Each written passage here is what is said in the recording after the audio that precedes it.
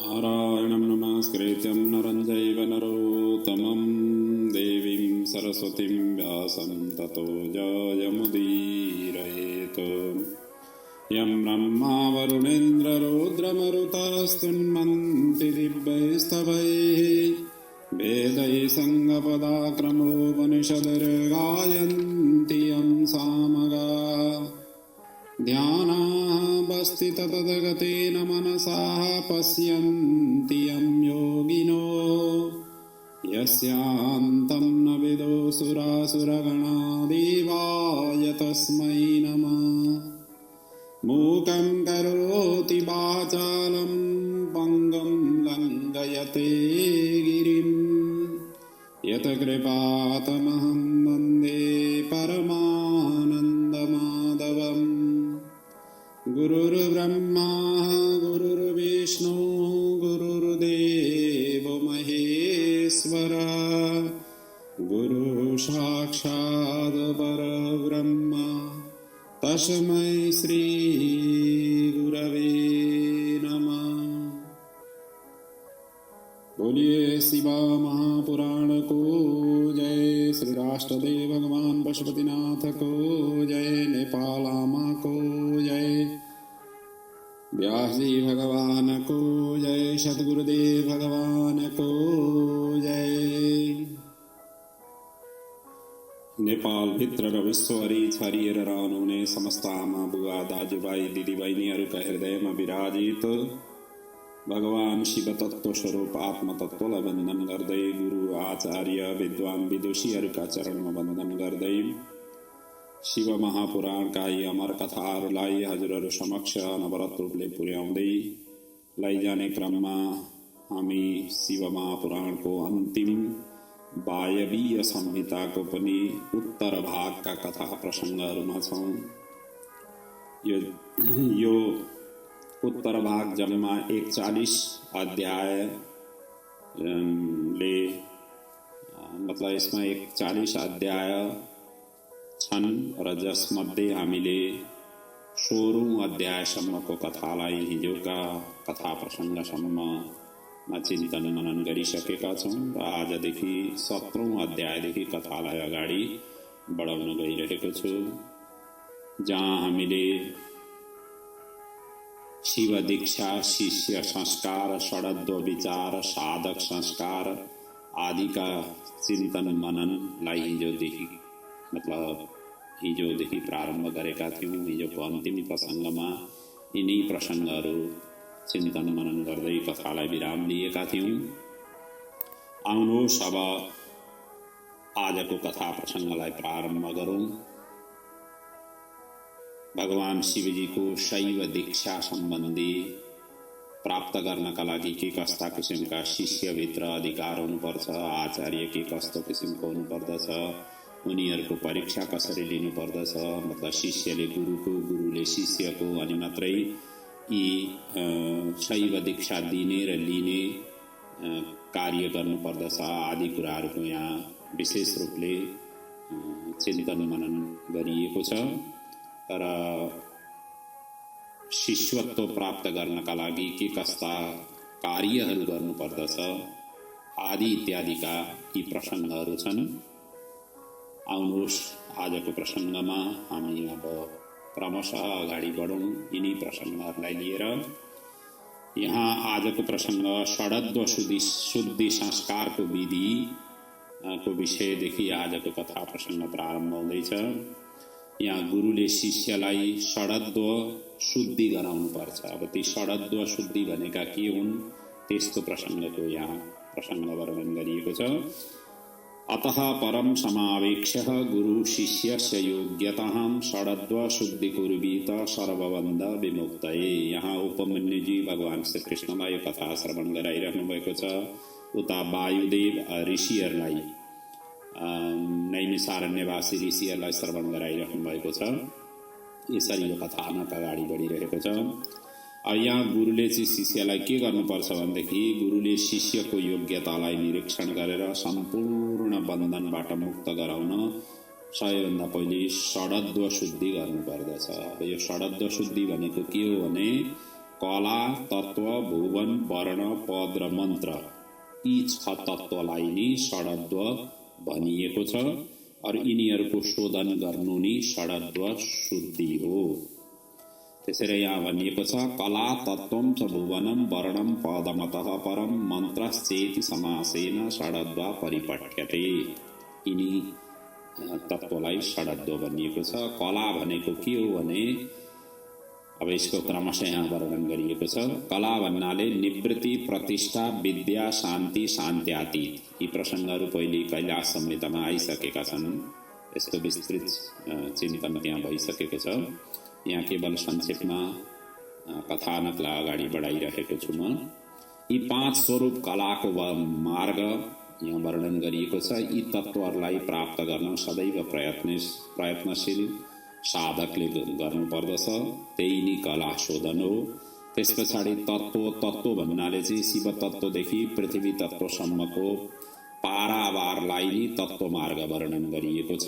अर्थात् यस पृथ्वीका जड चेतन यी तत्त्वहरूदेखि लिएर शिव तत्त्वसम्मका यी जति पनि तत्त्वहरू एकअर्कामा अन्योन्याश्रित रूपले सम्बन्धित भएर रहेका छन्। यी तत्त्वहरूको शुद्ध र अशुद्ध भेदले 26 प्रकारले यसलाई वर्णन गरिएको छ। जसमा चाहिँ कर्मेन्द्रिय, ज्ञानेन्द्रिय, पञ्चमहाभूत, पञ्चतन्मात्रा, मन, बुद्धि, चित्त, अहङ्कार, प्रकृति र शिव यी कुल 26 तत्त्वहरूको ज्ञान हुनु, यिनीहरूको सही ढङ्गले निर्णय गर्न सक्नु नि वस्तुतस्तुत तत्त्वको शोधन हो। त्यस पछाडि तेस्रो भुवन तत्त्व। भुवन भन्नाले आधारदेखि उन्मन लोक पर्यन्तको स्वरूपलाई भुवन अद्वा अर्थात् भुवन अद्वा भनिएको छ। यो पनि भेद उपभेदले 60 प्रकारको हुन्छ भनेर वर्णन गरिएको छ। त्यस पछाडि वर्ण, चौथोमा चाहिँ वर्ण हो। वर्ण चाहिँ स्वर तथा व्यञ्जन वर्णहरूको भलिभाँति जान्नु नै वर्णाद्वा हो। र यी जम्मा स्वर र व्यञ्जन दुईटै मिलाएर 50 वटा वर्णहरू रहेका छन्। पाँचौँमा हो पद। पदका भेद पनि असङ्ख्य छन्। पदहरूको संयोगले नै वाक्य निर्माण हुन्छ। तिनीहरूको पनि सही ढङ्गले जानकारी प्राप्त गर्नु यो पद तत्त्व सम्बन्धी शोधन हुन्छ। त्यसै गरी 6औं हो मन्त्र। अब सबै मन्त्र उपमन्त्र परम विद्याद्वारा यो मन्त्राद्वा व्याप्त छ। पृथ्वी तलमा कुल 7 करोड मन्त्रको उल्लेख गरिएको छ। मतलब जति पनि मन्त्रहरू छन् ती मन्त्रहरूको सबैलाई योग गर्ने हो, एकट्ठा गर्ने हो भनेदेखि 7 करोड मन्त्र भनिएको छ। अर्थात् त्यति वर्णित छन् हाम्रा शास्त्रहरूमा। अब आफै विचार गर्नु, 7 करोड मन्त्रहरू छन् भनेदेखि यी मन्त्रहरूमा हामीले कति मन्त्रहरूको चिन्तन मनन गरिसकेका छौँ, कति गर्दैछौँ, कति गर्नेछौँ। अर्थात् यो जीवनले यो शरीरले यी सबै मन्त्रहरूको छिचोल्न मुस्किल हुन्छ। त्यसैले त विभागहरू छन्। साहित्यका विभाग, वेदान्तका विभाग, वेदका विभाग, तर्कशास्त्रका विभाग। यसरी युनिभर्सिटीहरूमा पढाउँदाखेरि पनि विश्वविद्यालयहरूमा पढाउँदाखेरि त्यसरी विभाजन गरेर पढाइन्छ। ती सबै मन्त्रहरूका नि स्वरूप हुन्। जम्मा 7 करोड मन्त्र भनिएको छ। यी उपरोक्त षडत्वमा कला व्यापक हो भने बाँकी व्याप्य हुन्। जसले यी अद्व शोधनको विधि जान्न सक्यो उसले नि षडत्व शोधन गर्न सक्छ। त्यसै र साधकले निरन्तर साधना गरिरहनु पर्दछ। यी शोधन गर्नका लागि यिनीहरूको विषयमा जानकारी प्राप्त गरेर आफू शुद्धि हुनका लागि कार्य निरन्तर गरिराख्नु पर्दछ। अब यो षडत्व शोधन कसरी गर्ने भन्ने प्रक्रियामा अगाडि भनिएको छ। यसको वर्णन कैलाश संहितामा जसरी मैले भनिसकेको छु त्यहाँ वर्णन भए तापनि यहाँ पनि संक्षेपमा यहाँ वर्णन गरिन्छ। यो सम्पूर्ण विधि 3 या 5 दिनमा सम्पन्न हुन्छ। सर्वप्रथम गुरु शिष्यले स्नान र नित्य कर्म गरेर पूर्ववत मण्डपमा प्रवेश गर्नुपर्छ। त्यसपछि ईशानादि पञ्चकलश जसलाई ईशान, तत्पुरुष, अघोर र वामदेव सद्यजातलाई बीज मन्त्रले पूजा अर्चन र होम गरी बाह्य र आभ्यन्तर दुवैतिरको शुद्धि गर्नुपर्छ। त्यसपछाडि ब्राह्मण कन्याले काटेको सफेद सेतो धागोलाई त्रिगुण गरेर शिष्यको टुप्पीमा बाँध्नुपर्छ र चरण पर्यन्त झुन्डिन दिनुपर्छ। त्यस पछाडि शान्त्यातीत आदि 5 कला जो आकाश आदि तत्त्व स्वरूप हुन् तिनीहरूको नामोच्चारण गर्दै धागोमा जोड्दै जानुपर्दछ, जसलाई जोड्ने क्रममा यसरी मन्त्र उच्चारण गर्नुपर्छ। व्योम रूपिणी शान्त्यातीत कलाम योजयामि, त्यसैगरी वायु रूपिणी शान्ति कलाम योजयामि, तेजो रूपिणी विद्या कलाम योजयामि, जल रूपिणी प्रतिष्ठा कलाम योजयामि, पृथ्वी रूपिणी निवृत्ति कलाम योजयामि। यसरी त्यसलाई जोड्दै जानुपर्दछ। त्यस पछाडि शान्त्यातीत कलायै नमः भन्दै पूजा र होम गर्नुपर्छ। 5 कलशको पूजा अर्चन होम गरेर बचेको होमाविष्ट चरु गुरुले शिष्यलाई दिनुपर्छ र शिष्यले पनि प्रसादको रूपमा ग्रहण गर्नुपर्छ। त्यस पछाडि पञ्चगव्य प्राशन गरी पूर्वाभिमुख गरेर राति त्यही मण्डपमा शिष्यले विश्राम गर्नुपर्छ र विश्राम गर्नु पूर्व आफू जहाँ विश्राम गरिँदैछ त्यहाँ चाहिँ पहिले भस्मको रेखा लगाउनुपर्छ। त्यस पछाडि तिलको र सरस्युले यी तीन चिजले 3टा रेखा आफूले जहाँ सुतिने हो त्यो क्षेत्रलाई चाहिँ कभर गर्ने गरी त्यसरी रेखा बनाएर चारैतिरबाट घेर्नुपर्दछ र फट मन्त्रले अभिमन्त्रित गरेर सुत्नुपर्छ।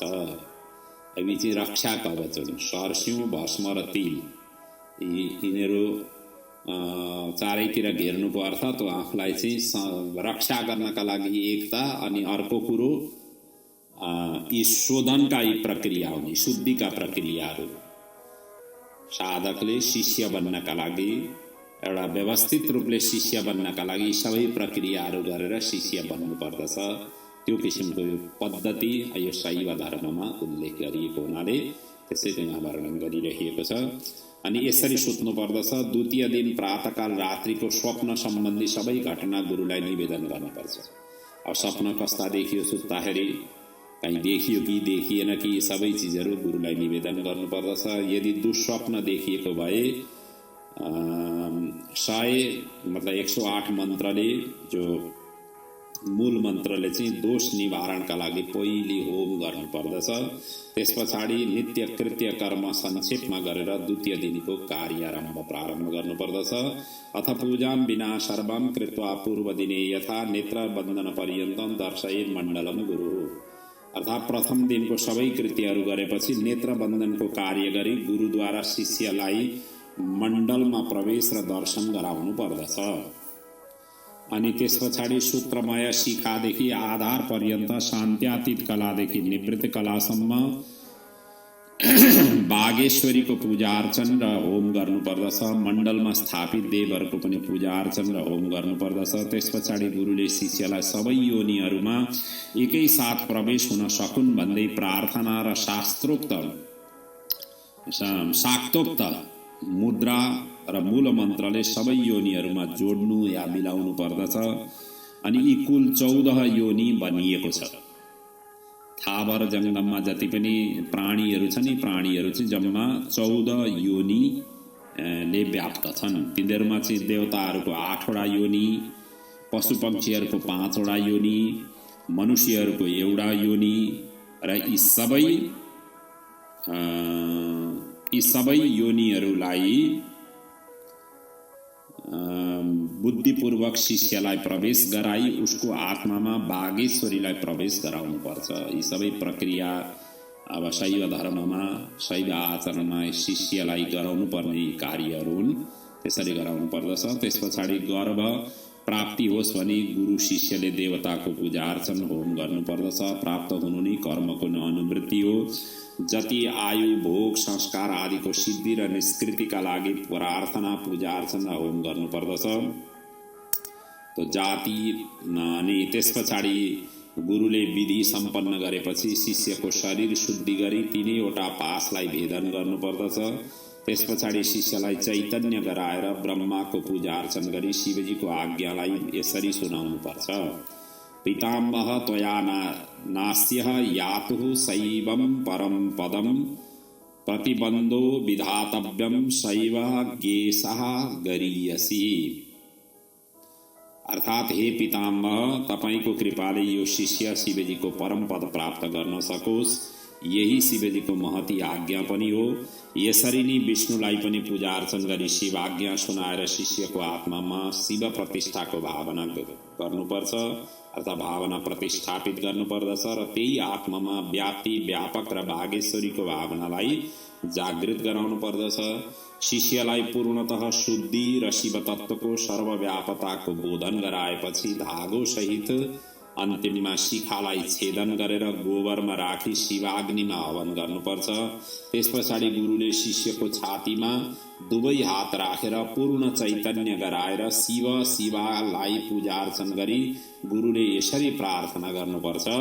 भगवन् त्वत्प्रसादेन शुद्धि अस्य षडद्वनः कृतः तस्मात् परम धामम गमयेनम तवाव्ययम् भनेर यसरी प्रार्थना गर्नुपर्दछ। हे भगवान, तपाईको कृपाले यो शिष्यको षडद्व मार्गको शुद्धि मैले गरिदिएँ। अब तपाईले यसलाई आफ्नो अविनाशी धाममा प्रवेश गराउनुहोला भनेर यसरी शिवजीलाई प्रार्थना गर्नुपर्दछ। त्यसपछाडि गुरुले शिष्यलाई पञ्चमहाभूतलाई शोधन गर्दै लय भावमा गराउनुपर्छ।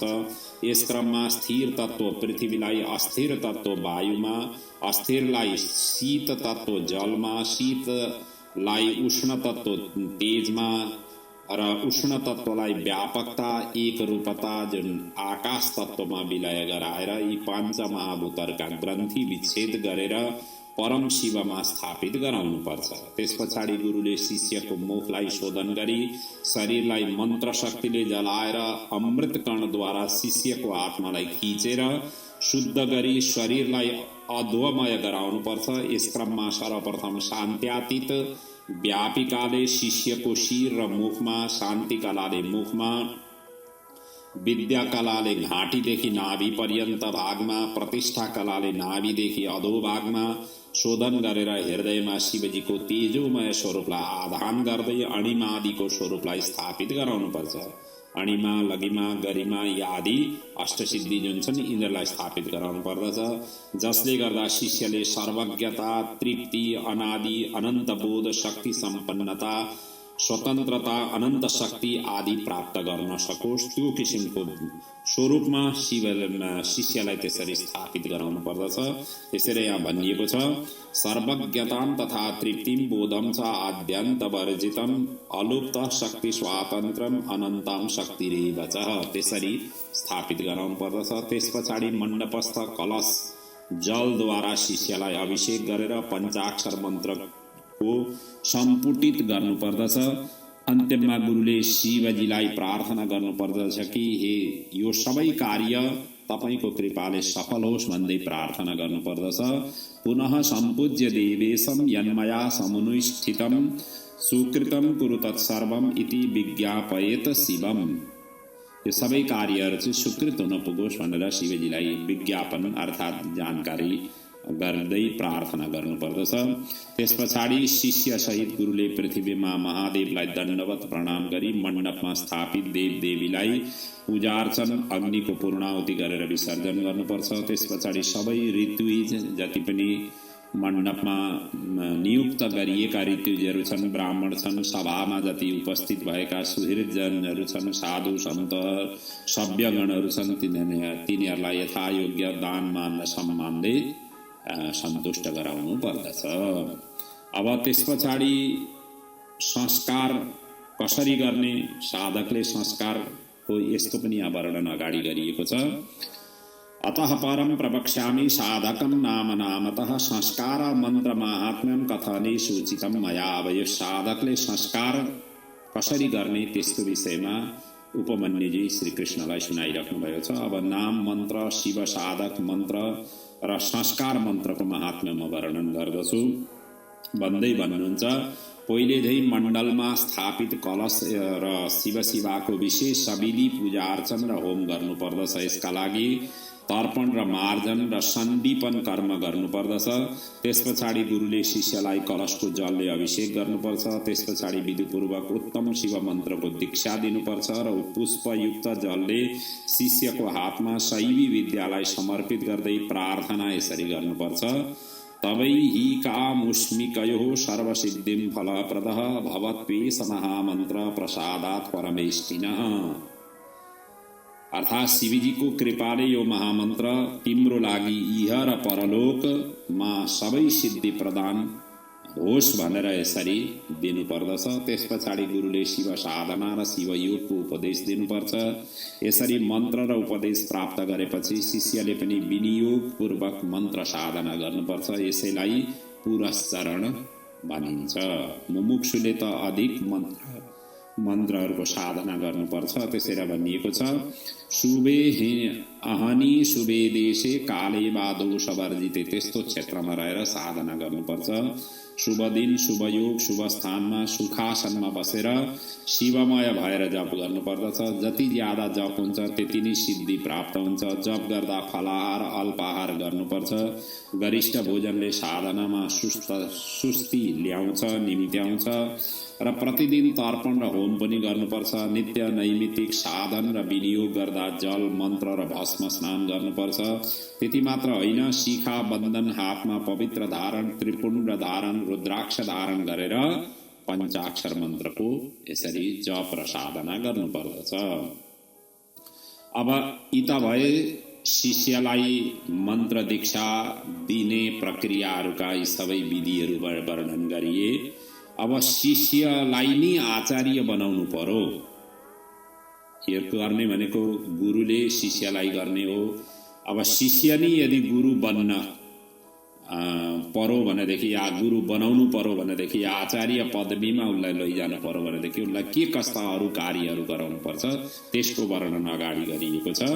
अथैव संस्कृतं शिष्यं कृतपाशुपतः व्रतम् आचार्यत्वे अभिषिञ्चेत तद्योगत्वेन चान्यथा। अर्थात् शिष्यले पाशुपत व्रत सुसम्पन्न गरेपछि मात्र आचार्यत्व ग्रहण गर्ने योग्यता उसले प्राप्त गर्छ। बिना पाशुपत व्रत संस्कृत बिना आचार्य पदवी लिनु पनि हुँदैन र दिनु पनि हुँदैन। यो दुईटै कुरोहरू दिने र लिने दुईटैले ख्याल राख्नुपर्ने कुरो हो।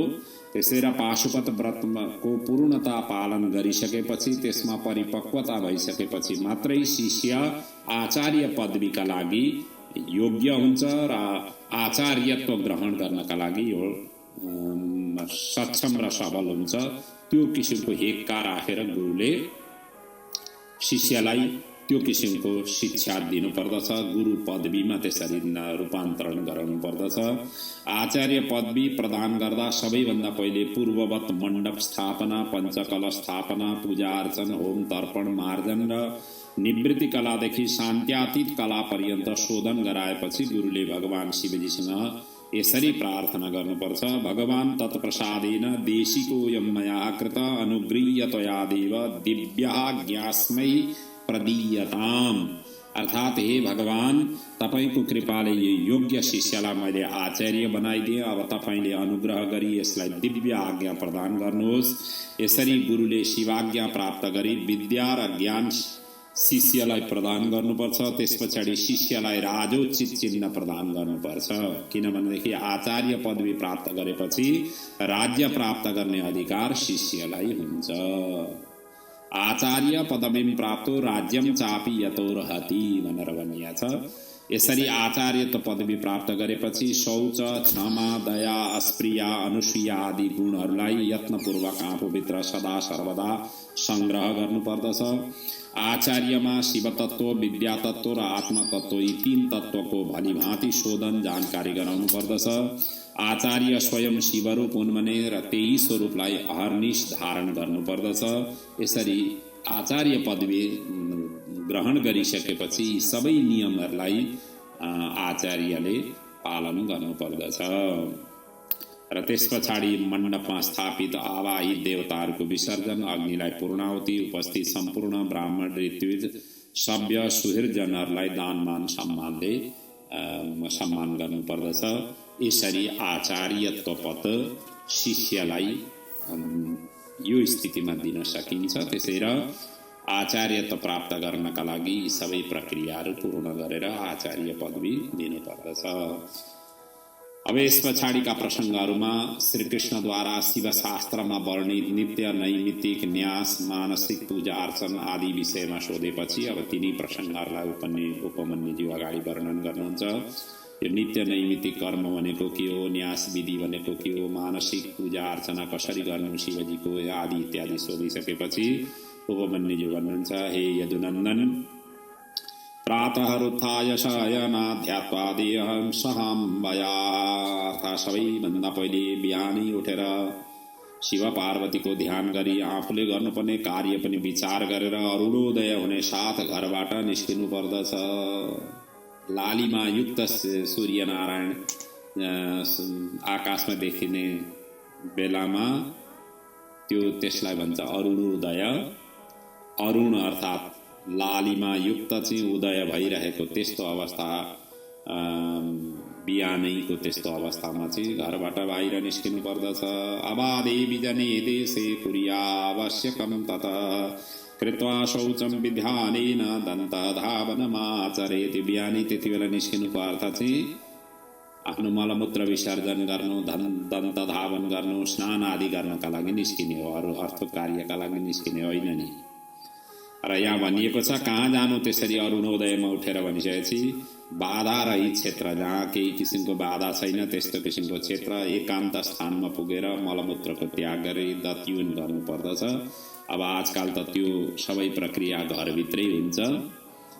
अब उठ्नु, अरुणोदयमा उठ्नु श्रेयस्कर हो। अब पहिलेको जमानामा घरभित्र यस्तो किसिमको प्रक्रियाहरू थिएन। जति बेला यी शास्त्रहरू बने त्यति बेला यी सबै प्रक्रियाहरू थिएनन्। घरदेखि बाहिर गएर नि मलमूत्र विसर्जन गर्ने प्रक्रिया हुन्थ्यो। जलाशय पनि घरमा नल थिएनन्, घरमा ट्याङ्की थिएनन्, त्यसैले जलाशय खोजेर त्यसमा गएर स्नान आदि गर्ने प्रक्रिया त्यति बेला थिए। अहिले पनि गाउँमा अलिकति विकट क्षेत्रहरूमा त्यस्तै किसिमका परिस्थिति र परिवेशहरू अझै पनि छन्। तर त्यही भन्न खोजेको पहिले यी सबै चिजहरू शुद्धि गर्नुपर्दछ। र अब यसमा पनि भनिएको छ प्रतिपदा, षष्ठी, अष्टमी, नवमी, एकादशी, चतुर्दशी, पौर्णमासी र सङ्क्रान्तिको दिनमा दत्युन गर्नु हुँदैन। बाँकी दिनमा दत्युन, यी दिनहरूमा चाहिँ केवल कुल्ला मात्रै गर्नुपर्दछ। र कुल्ला पनि जम्मा 12 चोटि कुल्ला गर्नु भनिएको छ। मलमूत्र विसर्जन गरेपछि माटोले सिस्न र गुदाद्वार लाई धुनु पर्दछ, मार्जन गर्नुपर्दछ, हात धुनु पर्दछ। त्यस पछाडि जलाशय, नदी, घर या जहाँ सुविधा हुन्छ स्नान गरेर शुद्ध धौत वस्त्र धारण गर्नुपर्दछ। अब त्यो सबै चिज भएन भनेदेखि कपिला स्नान पनि गर्न सकिन्छ। अब यहाँ कपिला स्नान चाहिँ अशक्तका लागि हो। कपिला स्नान भनेको चाहिँ के हो भनेदेखि जो स्नान गर्न असमर्थ छन् उनीहरूले चाहिँ शुद्ध वस्त्रलाई भिजाएर शिरदेखि चरण पर्यन्त पुछ्नुपर्छ। एउटा चिसो एउटा वस्त्रलाई भिजाएर यसरी शिरदेखि लिएर तल चरणसम्म नै जुन पुछेर गरिने स्नान, त्यसलाई चाहिँ कपिला स्नान भनिन्छ। अब त कहीँ त्यस्तै किसिमको अवस्था आयो, पानी पर्याप्त पाइएन, त्यस्तो अवस्थामा या अशक्त अवस्थामा यो कपिला स्नान गरेर शुद्धि गर्नुपर्दछ। त्यसै गरी शिवजीलाई चिन्तन गर्दै भस्म मिलाएर गरिएको स्नानलाई आत्मीय स्नानको संज्ञा दिइएको छ। स्नान गरेपछि आदित्य रूपी सूर्यलाई अर्घ दिनुपर्दछ। त्यस पछाडि करन्यास, अङ्गन्यास गरी त्रिपुण्ड सहित सर्वाङ्गमा भस्म धारण गर्नुपर्दछ। अनि रुद्राक्ष शिर, कण्ठ, कान र हातमा धारण गर्नुपर्छ। रुद्राक्ष पनि पहेँलो रुद्राक्ष ब्राह्मणले धारण गर्नु, रातो रुद्राक्ष क्षत्रियले, कालो रङको रुद्राक्ष वैश्यले धारण गर्ने यस्तो विधान छ। यदि त्यस्तो भेटिएन छैन भने जस्तो प्राप्त छ, जस्तो आफूसँग उपलब्ध छ त्यसैलाई नै ग्रहण गर्दै धारण गर्नुपर्दछ। तर दूषित हुनु हुँदैन। रुद्राक्ष दूषित नहोस् यसलाई चाहिँ विशेष रूपले ध्यान दिनुपर्छ। अपवित्र समयमा भने रुद्राक्ष पनि धारण गर्नु हुँदैन। अपवित्र भन्नाले जनना र मरण यी दुईटै शौच अवस्थामा, अपवित्र अवस्थामा, त्यस्ता अवस्थामा चाहिँ मूलतः रुद्राक्ष या तुलसीको माला पनि धारण गरिरहेछन्। तुलसीको माला पनि धारण नगर्नु भन्ने निर्देशन छ। त्यसै पनि अपवित्र अवस्थाबाट पवित्र भइसकेपछि अब ब्राह्मण छन्, मतलब द्विजले जनै फेर्नुपर्ने हुन्छ, त्यस पछाडि धारण गर्नुपर्छ। अब कति बेला निकाल्ने भन्दाखेरि चाहिँ जति बेला सुन्यो त्यति बेला निकाल्ने हो। कतिपय अवस्थामा अब अपवित्र छौँ कि पवित्र छौँ, अब कसैको कहाँ जुठो सुतक कहाँ परो हामीलाई के थाहा।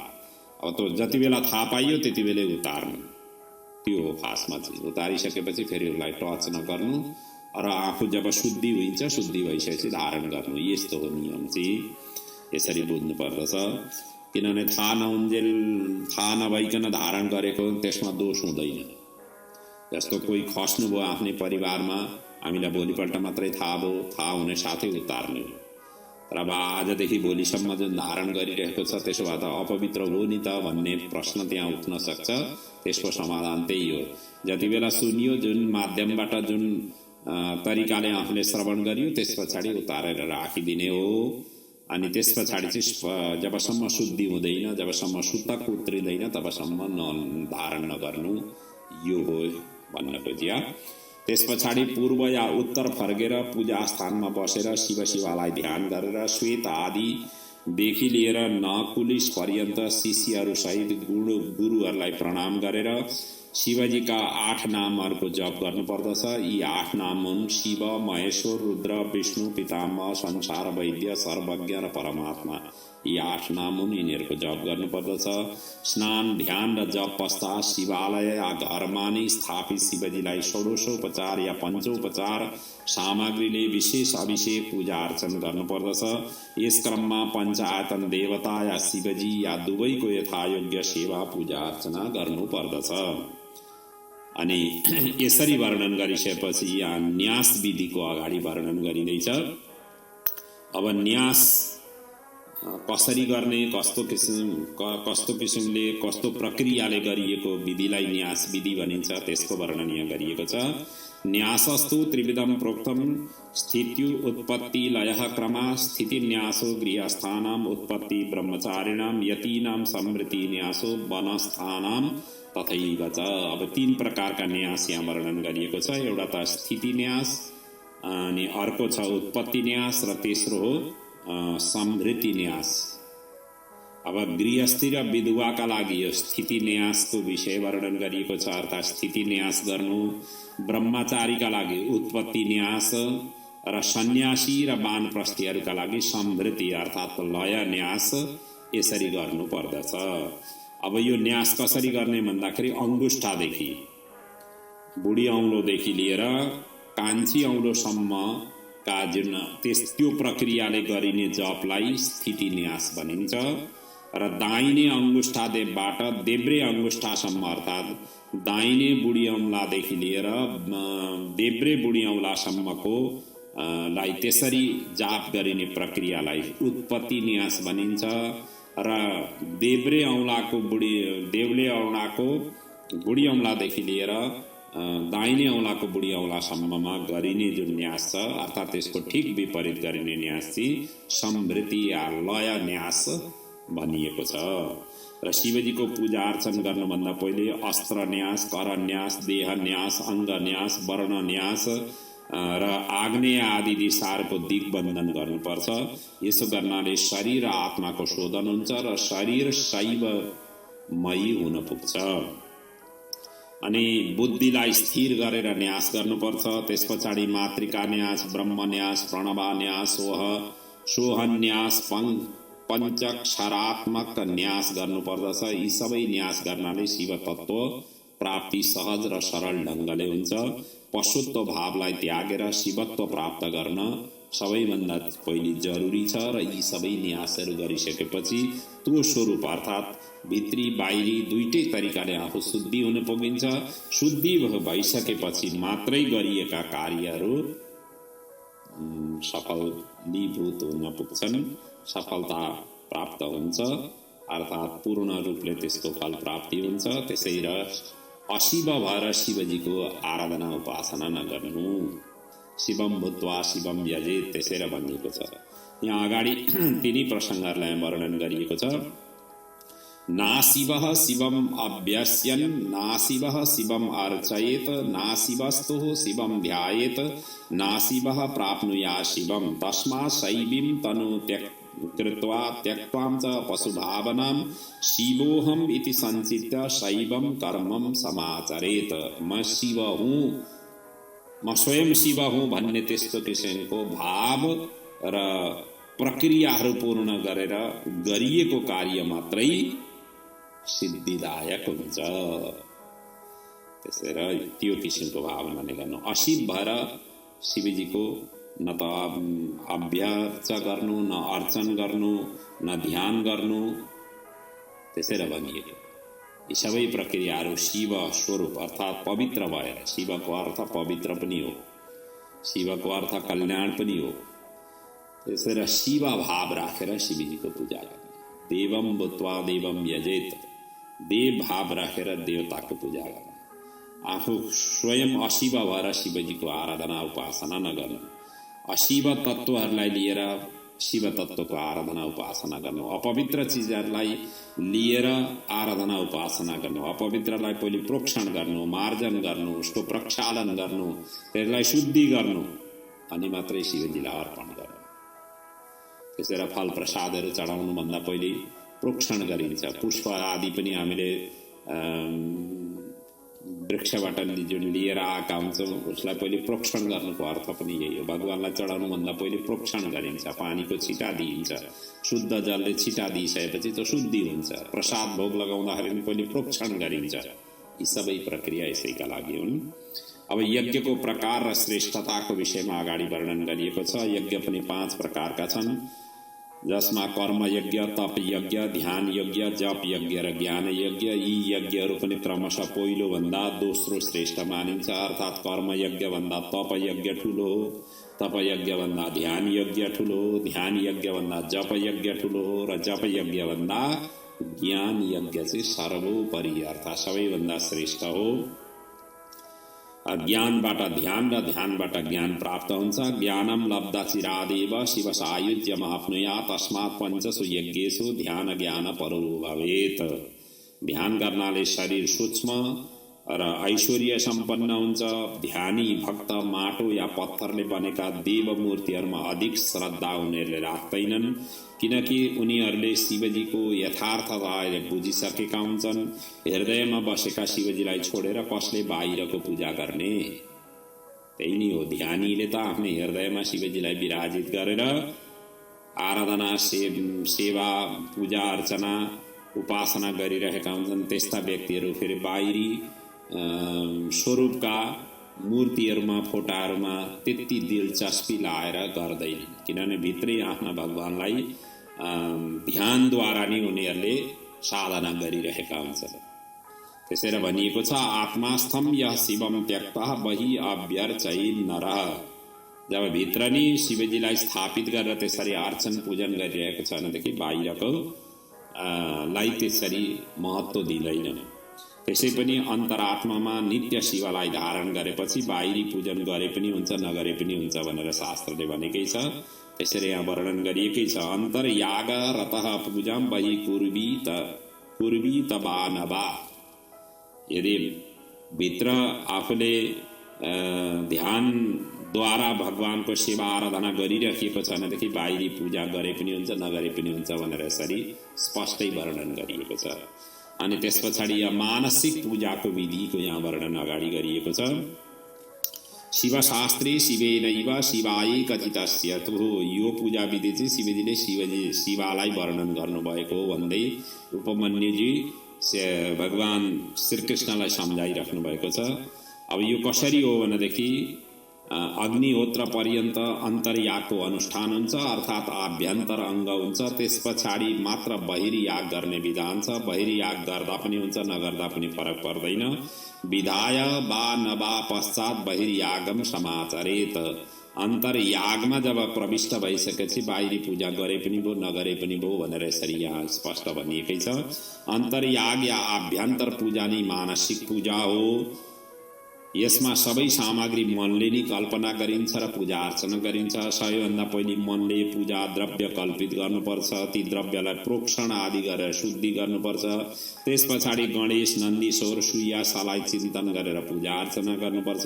त्यस पछाडि शिवलाई विशुद्ध सिंहासन या पद्मासनमा विराजित गरेर विधिवत पूजा अर्चना गरी सम्पूर्ण अङ्ग कान्ति, अङ्ग आभूषण, अङ्ग आयुध आदिलाई सविस्तार मनले नै कल्पना गर्दै जानुपर्छ। सबै मनबाटै कल्पना गर्दै अर्पण गर्दै जानुपर्ने हुन्छ। त्यसैलाई मानसिक पूजा सर्वोपरि पूजा मानिएको छ। एवं देवं च देवीं च ध्यात्वा वसन्वरे शुभे सर्वोपचारवत भक्त्या भावपुष्पै समर्चयेत। भावनाले, भावनाद्वारा, भावनाकै ही पुष्पका रूपमा यसरी मानसिक सेवा आराधना उपासना गर्नुपर्छ। त्यस पछाडि समिधा र घिउ आदिले नाभिमा हवनको भावना गर्नुपर्छ। भ्रूमध्यमा शुद्ध दीप शिखादै शोभायमान ज्योतिर्मय शिवजीलाई ध्यान गर्नुपर्छ। ध्यान योगद्वारा नै पूजा अर्चनादेखि होम पर्यन्त सबै प्रक्रियालाई क्रमशः गर्दै जानुपर्दछ र सबै प्रक्रियाहरू सर्वत्र एकनाशकै हुन्छ। यसरी मानसिक पूजा अर्चन होम सुसम्पन्न गरेपछि शिवलिङ्गमा, वेदीमा या अग्निमा पूजन गर्नुपर्छ। अथ चिन्तामयं सर्वं समाप्य आराधनाक्रमं लिङ्गे च पूजे देवं स्थण्डिले बानले पिबा भनेर यसरी वर्णन गरिएको छ। यो मानसिक पूजा चाहिँ निकै ध्यानस्थ भइसकेपछि, निकै ज्ञान प्राप्त गरिसकेपछि त्यस्ता व्यक्तिहरूले मात्रै यो सहज र सरल ढङ्गले यसलाई सम्पादित गर्न सक्छन्। हामी सांसारिक वासनाहरूमा हामी सबै जेलिएका छौँ। त्यसैमा ओतप्रोत भएका व्यक्तिहरूलाई मनलाई स्थिर गराउनै बडा मुस्किल हुन्छ र स्थिर नगरिकन यी सबै साधना प्रक्रियाहरू सफलीभूत हुँदैनन्। र त्यो पहिली त्यसका लागि चाहिँ आफ्ना इन्द्रियहरू, वासनाहरू, आफ्ना आसक्तिहरू, बन्धनहरूलाई भनिएकै छैन पशुपाशपति, यी पासहरूलाई, पास भनेकै वासना हो, यिनीहरूलाई जबसम्म तोडिँदैन, जबसम्म यिनीहरूबाट अलग हुन सकिँदैन, जबसम्म यी बन्धनहरूबाट आफू मुक्त हुन सकिँदैन, तबसम्म यी मानसिक पूजा गर्न सही ढङ्गले हामी गर्न सक्दैनौँ। त्यसैले मानसिक पूजा गर्नु सक्नु, त्यो सामर्थ्य ल्याउनु भनेको चाहिँ निकै डिपली ध्यानमा गएको व्यक्तिले मात्रै यो सम्भव हुन सक्छ। र यो त सबैभन्दा श्रेष्ठ हो। जबकि मैले पहिले नै बताएँ, मानसिक पूजा सबैभन्दा श्रेष्ठ मानिएको छ। यसरी वर्णन गरिसकेपछि अगाडिका अध्यायहरूमा उपमन्युजीले भगवान श्रीकृष्णले सोध्नुभयो शास्त्रोक्त शिव पूजा विधिको वर्णन अब मलाई श्रवण गराउनुहोस् भनिसकेपछि उपमन्युजीले अब शास्त्रोक्त शिव पूजा विधिको प्रक्रियालाई यहाँ वर्णन गर्नुहुन्छ। हे यदुनन्दन, प्रोक्षयेत मूलमन्त्रेण पूजास्थानं विशुद्धये गन्धचन्दनतोयेन पुष्पं तत्र विनिक्षिपेत। अर्थात् जहाँ पूजा गरिने हो त्यो पूजा गरिने स्थानमा सबैभन्दा पहिले प्रोक्षण गर्नुपर्दछ र पूजा गरिने जुन पदार्थ हुन्, पूजा अर्चन गरिने जुन स्थान छ, पूजा अर्चन गर्ने जति पनि सामग्रीहरू आफूसँग छ त्यसलाई पहिले प्रोक्षण गरेर फूल बिछ्याउनु पर्दछ। जहाँ पूजा गरिने पर्ने हो त्यहाँ त्यसरी फूल बिछ्याउनु पर्छ। त्यस पछाडि अस्त्र मन्त्र फट उच्चारण गरेर विघ्नलाई हटाउनु पर्छ। कवच मन्त्र, होम मन्त्रले पूजा स्थानलाई सबैतिरबाट अवगुण्ठित गर्नुपर्छ। त्यसै गरी सम्पूर्ण दिशाहरूमा दिग्बन्धन न्यास गरी पूजा भूमिको कल्पना गर्दै कुश बिछ्याउनुपर्छ।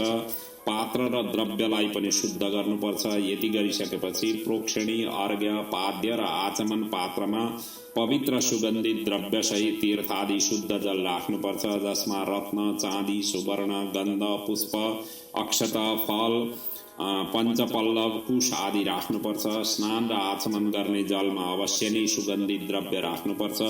पाद्य जलमा खस चन्दन अवश्य राख्नुपर्छ। अर्घ पात्रमा कुश, अक्षता, जौ, धान, तिल, घिउ, सर्स्यौं, फूल र भस्म राख्नुपर्छ। प्रोक्षणी पात्रमा कुश, फूल, जौ, धान, केवडा, तमाल र भस्म राख्नुपर्छ। यसरी जल र द्रव्य राख्दा मन्त्र न्यास, कवच, अस्त्र र धेनु मुद्रा प्रदर्शन गर्नुपर्छ। त्यसैले भनिएको छ सर्वत्र मन्त्रम विन्यस्य वर्माणाम वेष्टय बाह्यतः पश्चात् अस्त्रेण संरक्ष धेनु मुद्राम प्रदर्शयेत। यसरी यो जलहरूको यी पात्रहरूमा यसरी तयार गर्नुपर्छ। यदि उपरोक्त अलग अलग पात्रहरूको अभाव भएमा केवल प्रोक्षणी पात्रद्वारा नै कर्म गर्नुपर्छ।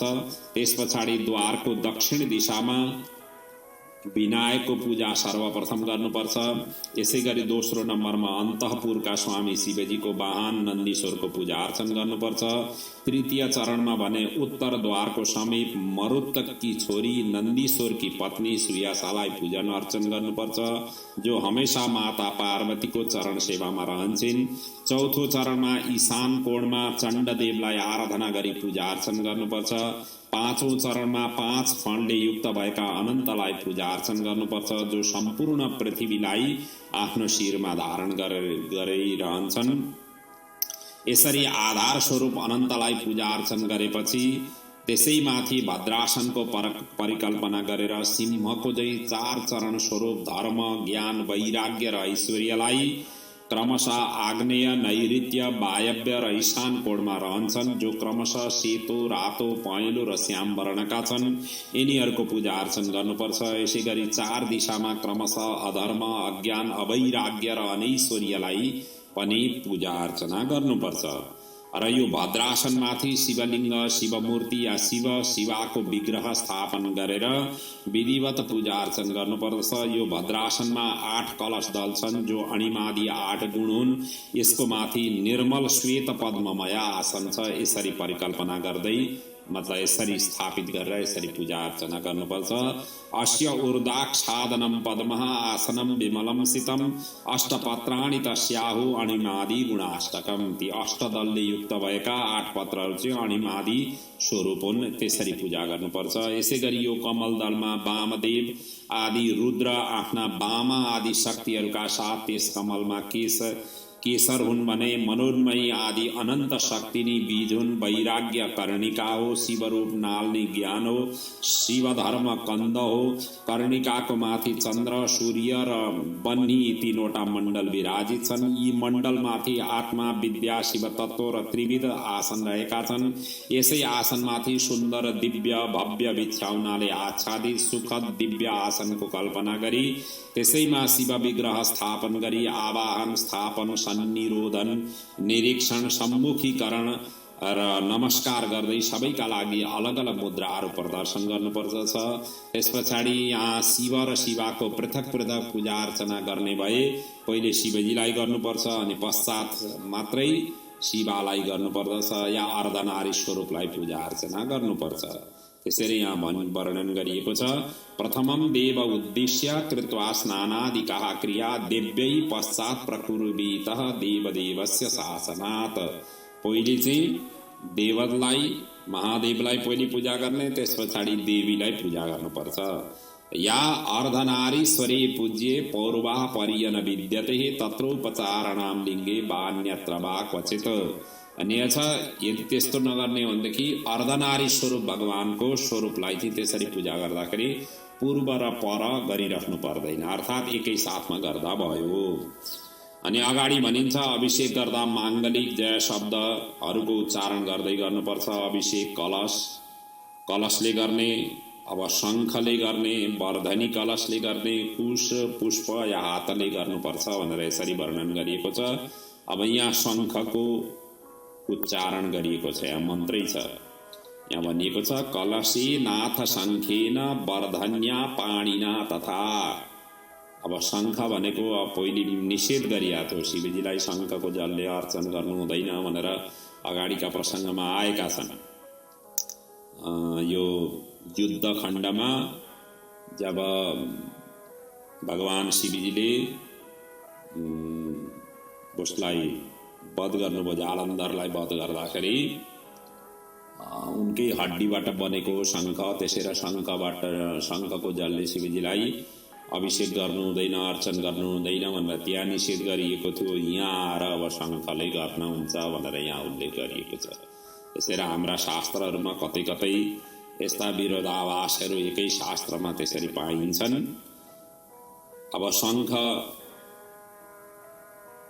एक किसिमले हेर्ने हो भनेदेखि भगवान विष्णुको आयुध हो।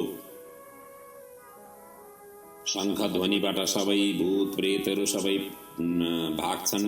शङ्ख घण्टको ध्वनि जहाँ हुन्छ त्यस्ता किसिमका दूषित पदार्थहरू आसपासमा रहँदैनन्। त्यस्ता बाधा अड्चन आदिहरू सबै यी ध्वनिको जहाँ जति गर्जन हुन्छ, जति एरियामा गर्जन हुन्छ, जहाँसम्म ध्वनि सुनाइदिन्छ त्यो क्षेत्र त्यसै पनि शुद्ध हुन्छ, पवित्र हुन्छ, त्यहाँको वातावरण पवित्र हुन्छ भनेर यसरी उल्लेख गरिएको छ।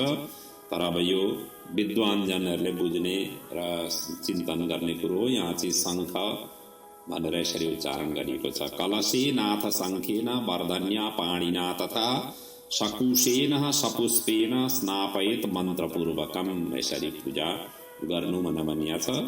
त्यसरी यहाँ शङ्खको जलले शिवजीलाई अभिषेक गर्नु भनेर यहाँ भनिएको छ। अब उहाँ चाहिँ त्यसरी मना गरिएको थियो। अब अगाडिका प्रसङ्गहरूमा पञ्चगव्य, पञ्चामृत, फलरस, फूलरस, तिल, सर्स्यौं, सत्तु, जौ, उडदको चूर्ण आदि पदार्थले भगवान शिवको अभिषेक गर्नुपर्छ। त्यसै गरी आँवला बेसारले बटन लगाउनुपर्छ। अभिषेक गर्दा पवमान रुद्र सूक्त, नील रुद्र सूक्त, त्वरित मन्त्र, लिङ्ग सूक्त, अथर्व शीर्ष, ऋग्वेद, सामवेद, पञ्चब्रह्म मन्त्र र ओंकारको ध्वनि उच्चारण गर्दै गर्नुपर्छ। त्यसै गरी सुगन्धित जल, कुश फूल मिश्रित जल, सुवर्ण रत्नयुक्त जल, मन्त्रपुत जलले पनि श्रद्धापूर्वक अभिषेक गर्नुपर्छ। यो अभिषेक गर्ने चिजहरू हुन्। यसबाट जे जति आफूबाट सामर्थ्य र शक्ति छ ती सबै जुटाएर त्यसरी अभिषेक गर्नु भन्न खोजिया हो यो। अब यी मन्त्रहरूका जुन यहाँ सूक्तहरूका उच्चारण गरियो, अब यिनबाट जुन मन्त्रहरू उच्चारण गर्न सकिन्छ, जति धेरै उच्चारण गर्न सकियो, जति व्यापकता लिएर उच्चारण गर्न सकियो त्यति नै राम्रो हो। यदि भएन भने पनि ओम यही मन्त्र ओंकारको ध्वनि उच्चारण गर्दै अभिषेक गर्दा हुन्छ। किनभने ओममै सबै चिज समाएको छ। या ओम नमः शिवाय जो पञ्चाक्षर मन्त्र छ त्यसरी अभिषेक गर्दा हुन्छ। कृत्वाभिषेकं लिङ्गस्य शुचिना च सुगन्धिनः समृद्ध्या वाससा दद्या अम्बरम च उपवीतकम भनेछ। अब अभिषेक गरिसकेपछि शुद्ध वस्त्रले पुछ्ने, त्यसलाई शुद्ध गराउने र वस्त्र, यज्ञोपवीत, पाद्य, अर्घ्य, गन्ध, पुष्प, भूषण, धूप, दीप, नैवेद्य, मुखशुद्धि, मुखवास, ताम्बुल, शुभ्र मुकुट, अनेक प्रकारका माला, अंजन, चामर, छत्र, पंखा, दर्पण आदि अर्पण गर्नुपर्दछ। त्यस पछाडि सुवर्ण, चाँदी, ताम्र या माटोको शुभ पात्रमा त्रिशूल, शङ्ख, कमल, नन्दावर्त, करी, श्रीवत्स, स्वस्तिक, आदर्श, वज्र, अग्नि स्वरूप 8 दीपक चारैतिर या बीचमा पनि एउटा दीपक राखेर वामादि 9 शक्तिहरूको ध्यान गरेर आरती निराजन गर्नुपर्छ। त्यस पछाडि प्रदक्षिणा, प्रणाम, स्तुति, नाचगान आदि गर्नुपर्छ। अन्तिममा भने अर्घ्य पुष्पाञ्जली दिएर धेनु मुद्रा प्रदर्शन गरी शिवलाई हृदयमा ध्यान गरेर क्षमा प्रार्थना सहित विसर्जन गर्नुपर्छ। प्राण रौन्जेलसम्म शिवजीको पूजन नगरी भोजन गर्नु हुँदैन। भावद्वारा नै पुण्य प्राप्ति हुन्छ। त्यसैले भनिएको छ तावत् तैवं परो धर्म भावेन सुकृतो भवेत असम्पूज्य न भुञ्जीत शिवम आप्राण संचार। प्राण रौन्जेलसम्म आप्राण अर्थात् प्राण रौन्जेलसम्म भगवान शिवजीको पूजा नगरिकन न भुञ्जीत भोजन गर्नु हुँदैन। यदि भुलेर बिर्सिएर भोजन गरियो भने प्रयत्नपूर्वक त्यसलाई उल्टी गर्नु। शिव पूजन नगरिकन भोजन गरियो भने सबैभन्दा पहिले त्यसलाई बमन गर्नु, अनि स्नान गर्नु। त्यस पछाडि ब्रह्मचर्यमा रहेर 10,000 शिवजीको महामन्त्रलाई जप गर्ने, अनि 2 गुणा पूजा अर्चन गर्ने र सुवर्ण आदि दान गरेर प्रायश्चित गर्नुपर्दछ। अर्थात् शिवार्चन नगरी भोजन गर्नु हुँदैन। शरीर स्वस्थ रहन्जेल यसलाई निरन्तरता दिनुपर्छ। शरीर अस्वस्थ भएमा भावले मानसिक रूपले शिवको पूजा अर्चना गर्नुपर्दछ। यसरी यहाँ शास्त्रोक्त विधिले शिव पूजनका लागि भगवान श्री कृष्णले सोधेका जुन प्रसङ्गहरू थिए उपमन्युजीले यसरी भन्नुभयो। अनि अन्तिममा फेरि उपमन्युजी भन्नुहुन्छ केही छुटेका प्रसङ्गहरू पनि अब म संक्षेपमा वर्णन गर्छु भन्दै भन्नुहुन्छ। अनुक्तम चात्र पूजया क्रमलोपभयादिव यत् अन्यत् प्रवक्ष्यामि समासन्न तु विस्तरात्। उपमन्युजी भन्नुहुन्छ हे श्री कृष्ण, अहिलेसम्म वर्णन नगरिएका छुटेका केही प्रसङ्गहरू जो शिवजीको पूजाको क्रममा गर्नुपर्ने हुन्छ तिनलाई पनि म यहाँ संक्षेपमा वर्णन गर्छु भन्दै भन्नुहुन्छ। ती छुटेका प्रसङ्गहरू यस्ता छन् जुन क्रमलोप नहोस् भनेर यहाँ वर्णन म गर्छु भनेर भन्दै हुन्छ। आवरण पूजा सबैभन्दा पहिले यो कुर्यात आवरणाभ्यार्थः प्राप्ति निराजने थवः, अर्थात् यो पूजा होम पूर्व या दीपदान या निराजन पश्चात गर्नुपर्छ। यसमा ईशानदेखि सद्योजातसम्म 8 दिशा र हृदय, शिर, शिखा, कवच, नेत्र, अस्त्र आदि अङ्गहरूको पूजा गरिन्छ। जस्तो कि पूर्वमा इन्द्र, दक्षिणमा यम, पश्चिममा वरुण, उत्तरमा कुबेर, ईशानमा ईश, आग्नेयमा अग्नि, नैऋत्यमा निऋति, वायव्यमा वायुदेव र नैऋत्यमा विष्णु र ईशानमा ब्रह्माजीलाई पूजा अर्चन गर्नुपर्दछ। त्यसै गरी कमल दलको बाहिर वज्र आदिदेखि अब्ज पर्यन्त आयुधहरूको पूजा अर्चना गर्नुपर्दछ। 10 दिशालाई गर्भावरण र मन्त्र सङ्गात पनि भनिन्छ। गर्भावरणमा आख्यातम मन्त्र सङ्गातमेव वा, र योग, ध्यान, जप, होम, बाह्य र आभ्यन्तर गरी 6 प्रकारको विधि शिव अर्चनमा प्रयोग गरिन्छ। त्यसै गरी पाद्य, अर्घ, आचमन, शुद्ध जल आदि निर्माण गर्दा अनेक सुगन्धी शुद्ध वस्तु मिसाएर बनाउनु र चढाउनु पर्छ। अनेक पकवान्न, मिष्ठान्न, अनेक ऋतुफल, अनेक पुष्प, धूप, दीप, चवर, दण्ड, दर्पण, शङ्ख, घण्ट, छत्र आदि पनि अर्पण गर्नुपर्दछ। यतः प्रापारणवात त्रातुम भक्ति नौरिव निर्मिता, अर्थात् पाप रूपी महासागरबाट पार गर्न भगवान शिवजीको पूजा अर्चन भक्ति ध्यान नै नौकाको समान हो। त्यसैले न्यायोपार्जित धनलाई आफ्नो शक्ति र सामर्थ्य अनुसार भक्तिपूर्वक पूजा अर्चना गर्नाले अनन्त गुणाफल प्राप्ति हुन्छ। अन्त्यज, अधम, पतित, मूर्ख आदि यदि शिव शरणापन्न भएमा देव असुरद्वारा पनि पूजनीय र वन्दनीय हुन पुग्छन्। त्यसैले भनिएको छ, तस्मा सर्वप्रयत्नेन भक्त्यैव शिवम् अर्चयेत अभक्तानां क्वचिदपि फलं नास्ति यतस्ततः। अभक्तका लागि त कहीँ पनि कतै पनि तिनीहरूलाई फल प्राप्ति हुँदैन। भक्तिपूर्वक यसरी शिव अर्चना, आराधना, उपासना गर्नुपर्दछ। यसैबाट नै जीवनको वस्तु तस्तुतः कल्याण हुन सक्दछ। र यो प्रक्रिया जसरी पहिले भनियो, मृत्यु हुनुभन्दा पहिलेसम्म निरन्तर रूपले गरिराख्नु पर्दछ। शरीर अशक्त भएमा मानसिक रूपले त्यसलाई आराधना उपासना गर्नुपर्दछ। र यसो गरेको खण्डमा यही जीवनबाट कल्याण हुन्छ, शिव सायुज्यता प्राप्ति हुन्छ, शिव स्वरूपलाई हामीले प्राप्त गर्न सक्दछौँ भन्ने कुरालाई यहाँ विशेष रूपले शिव पुराणले यसरी व्याख्या गरेको छ। र आजको प्रसङ्ग हामी यिनै प्रसङ्गका साथमा यहाँ पूर्ण गर्दैछौँ। र यहाँसम्म आइसक्दा हामीले 25औं अध्यायलाई पार गरेका छौँ। जम्मा 41वटा अध्याय छन्। अब 26औं अध्यायदेखिका कथाहरूलाई भोलिका दिनहरूमा हामी पुनः चिन्तन मनन गर्दै अगाडि बढ्नेछौँ।